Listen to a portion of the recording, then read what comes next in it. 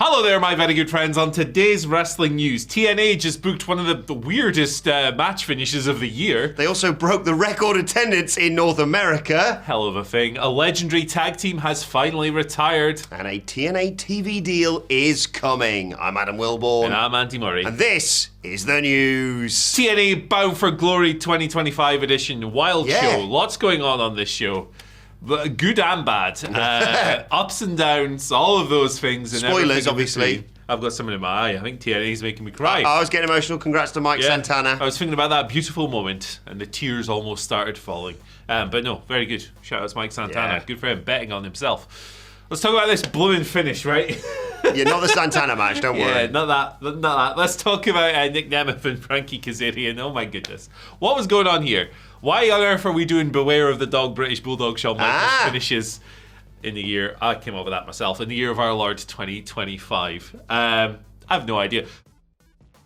But basically, it's the Call Your Shot gauntlet match. It's the big one with everybody in it. The winner gets the big trophy and the Call Your Shot champion opportunity. Yeah, every company's got one of these days, pretty much. But it boiled down to the final two people in the match being Frankie Kazarian and Nick Nemeth. So there was a referee bump when these two gentlemen are duking it out for the trophy. A second referee came in to replace, presumably, that referee. But as the original referee recovered, the second referee counted the pinfall at the same time, and both people won. Off a superplex. Yeah. So we didn't know who the legal ref was off the superplex. But yeah, the spot was a superplex from the top rope. Nemeth hooked Kazarian's leg. Kazarian grabbed Nemeth's leg as this was going. Two referees counted 1, 2, 3. But we've been here before. Obviously, you all remember the classic Royal Rumble finish. John Cena and Batista both spill over the top. And it's like, oh my God, who's won? Who's going to WrestleMania? There has to be a winner, right? The winner is both. What? Both of them won. So, Santino Marella. Even he couldn't sell this. The referees were like, Santino. And Santino was like, yes. And then he announced that they were co-winners, basically. So you got this scene playing out where they're both holding this trophy. And the crowd are chanting bulls. Yeah. Obviously, that's what happens in wrestling. And then they kind of leave, and they're like doing a little passive-aggressive tug-of-war with this trophy. Weird. I'm not sure the strength of this choice that was made here, but they sure as hell did it. So yeah. TNA, come here. I'm fighting for you in that staff room, right? I'm going to bat for you every single week when you partner up with NXT, and clearly the partnership's kind of working. But then you have to TNA things, don't you?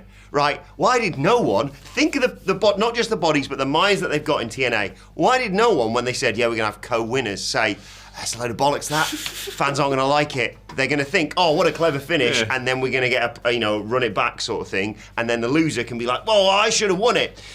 Don't just give it both of them. I get it. Maybe you think, oh, I'd really like Nick Nemeth to have a Money in the Bank contract, whatever it's called, Call Your Shot. Oh, but Kaz is doing some good work as well. Pick one!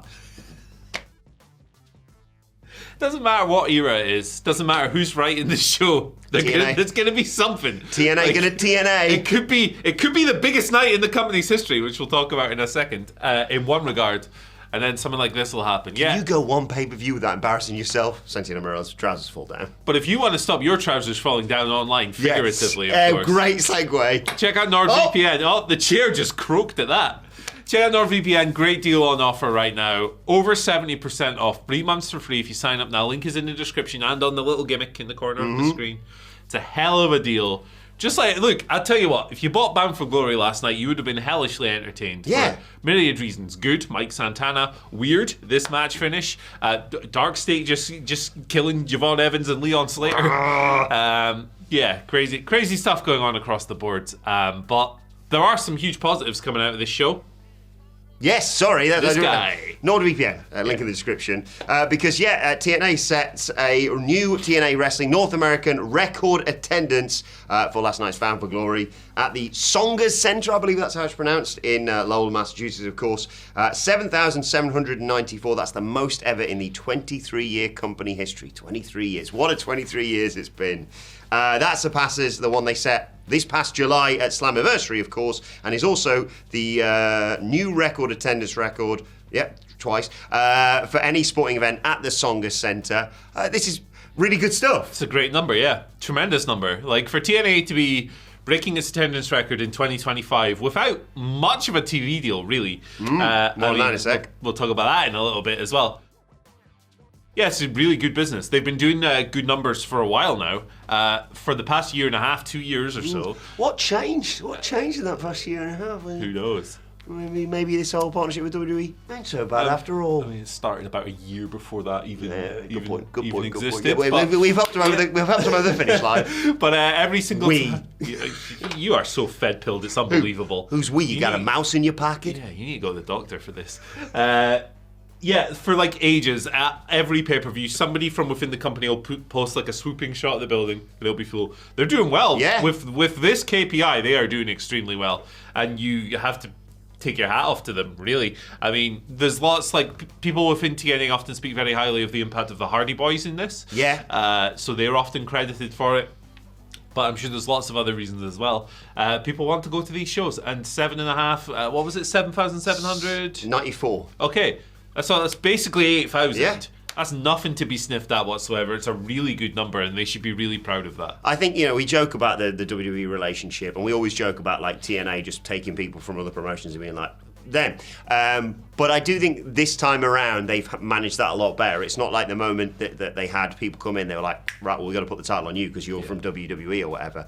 I know, granted, well, I mean, like, Trick Williams has been champion for a long time. JCJ, but they've built up Mike Santana, for example, to a world champion standard. Joe Hendry, that's where it all kind of began for him. I know he'd been doing stuff previously, but the steps up, it was a big part of that as well. Yeah, I'm really, really happy for them, and I suppose you could probably say they're the number 2 wrestling promotion now, right? You seriously need to get to the doctor, man. Yeah, it's really good for them. It's just any KPI for any company moving in the right direction. What's KPI mean? Key performance indicator, baby.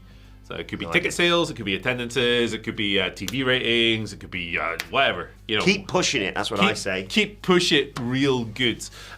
So like you'd think that if they stopped doing silly stuff like Nick Nemeth and Frankie Kazarian, it'd be even more. They can't help themselves, can they? But there's got to be one on every show, hasn't there? It's been a whole couple of months. I need to TNA something. There's got to be one on every show. Yeah. I like the somewhere within the confines, Dixie Carter is still lurking. Do you reckon they book like this really good show, like you mentioned, and then they have to write all the matches on a big wheel and like, right, which match is getting TNA? Yeah, they call it the Wheel of Dixie. Actually, just in her memory. And anytime she's not passed away or anything like that, but anytime something crazy, they do it. It's right there. Weird, but yeah, great number. Like you can't argue with that at all. You can't dismiss it. It's just a tremendous number. The one thing is when a wrestling promotion is promoting the number, every single one, you need a little pinch. Oh, there's always a bit of that, There's a little pinch. It's the same with literally every wrestling promotion from WWE to Dragon Gate. Everyone does this. So, hey, there you go. Could lie about the all-in attendance record as well. I'll get the turnstile count. I remember that. That was so funny. People making a fuss out of this turnstile count. My goodness gracious. It was like Brandon Thurston searching it down, as he should as a reporter. Poor bastard, by the way. Going 1, 2, 3, 4, 5. Yeah, one guy just standing there the whole way. I remember that. He finds it, he gets the turnstile count, he gets how many people are in the building, and people are like, you're biased against AEW for finding the true number. What is this? Win. What are we doing? What are we doing here? Leave Brandon Thurston alone. Brandon Thurston. He does really good work. I love it when he does a sarcastic write-up about Saudi Arabia and WWE. It's good stuff. It's good stuff. Right, let's talk about the Dudley Boys, Team 3D. One final table. They're done. They appear to have retired. They haven't announced that they've retired, but they did the whole boots in the ring gimmick last night. Yeah. After they lost one final table. There was more than one table. This was a lie. What? They lied to us. Damn Dudleys. But yeah, they lost to the Hardys at Bound for Glory in this table match. It was Devon's first match in yonks, like ages. And it was kind of wild. There was an appearance from Spike Dudley, or Brother Runt, as he's obviously known in TNA. Of course, we can't call him that, can we? Yeah, a member of the bald community these days. Yeah, Spike, Brother Runt. But it was interesting because they were out there. They were Team 3D. Obviously, it's TNA. They've been Team 3D for longer than they've been the Dudley Boys. Like it's crazy. Like in canon. Shouts to Garrett Kidney for pointing that out the other day. By the way.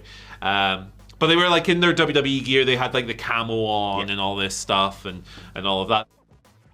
So this was like an elimination match. The first person out was Jeff Hardy. They put him through a table with a 3D. Obviously, what else are you going to do? Took some mad bumps in there, Jeff did. Yeah, he did. He loves it, man. He loves the game. He's got love for the game. Jeff retaliated. He put Devon through a table after this. I was going to say, I thought Devon might be the first one out, to be honest. Honestly, if I'm Devon and his history of like surgeries and stuff, I would do the Big Show. I would do the Big Show finish. just jumps, ding, jumps through a table. Yeah, good stuff. Why not do that? So that happened. Then the Hardys went after Bubba Ray.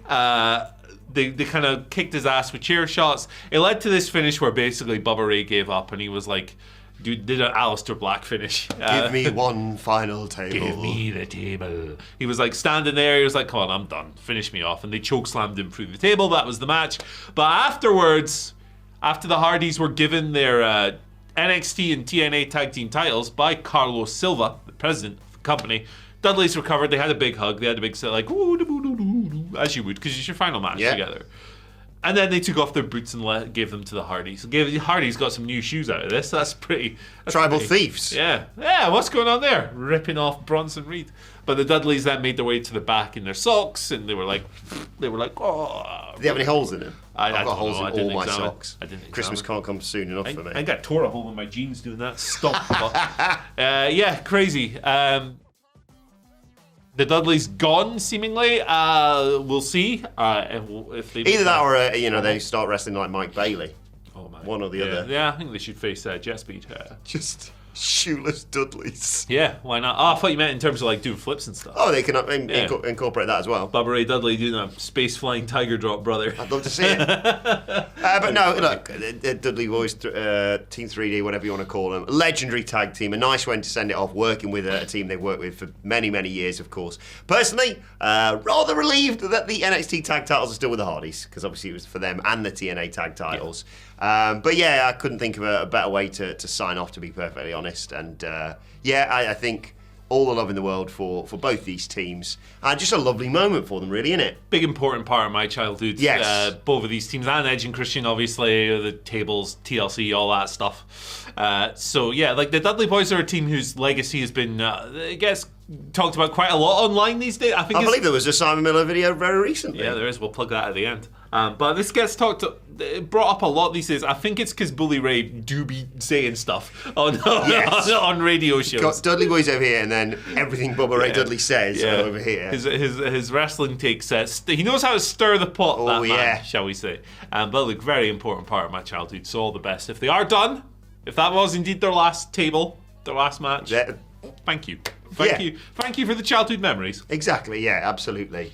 Finally, we've got some big news as well around surrounding a TNA TV deal. Loads of speculation on this recently. They've been shopping around for it. And Fightful have come through with a report saying a number of TNA talent have told us a TV deal is coming. No specifics on it yet.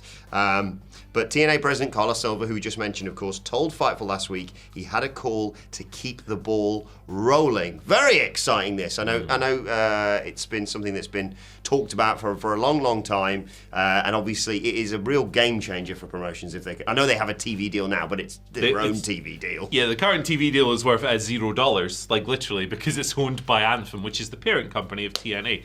So even if they only earn like $1 million a year, it's $1 million they didn't have before.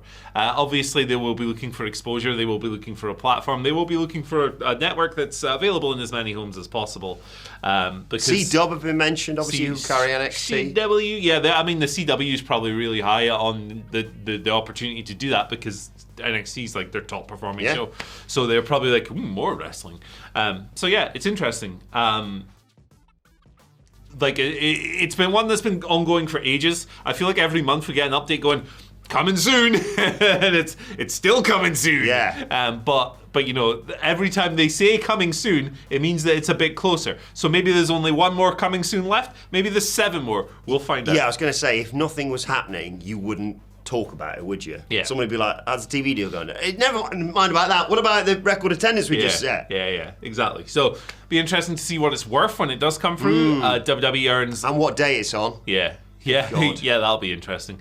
WWE earns various small island nations' GDPs for their deals, billions. AW's is $185 million a year. I saw 10 to 15 million speculated as a TNA number, which again, that's money they didn't have before. So it can only be good for them. Yeah, really promising signs. Just stay on Thursdays, please. Yeah, space it out. Just space it out. Because then we'd have, well, we still do have a wrestling show every single day of the week except Sundays. There's probably something on a Sunday that we're forgetting. Yeah. There's probably something at It's MLW. That's normally pay-per-view day for us, isn't it? The world never 'Cause we're old stops. and can't stay up late. Yeah, Fogies. Fogey City over here. But I have a question for you, Andy. Yes. How good were the Dudley Boys actually? Well, if you want to answer that question, you can check it out. It's on your screen right now. 20 minutes on the Dudders. And we'll be back later today. Yeah, the Duds. The Dudders, sorry. Dudes. The Doodly Boys. The Dudders? The Dursleys. Yeah, Dursleys. Of course, took in Harry Potter back in the day. Oh, God. Find out Anyway. more here. Shout Maybe outs not. to everyone apart from, what's her name? What's the name of that wifey who wrote Harry J.K. Potter? Rowling. Yeah, she's a bad egg, isn't she? Bye. Bye. See you later.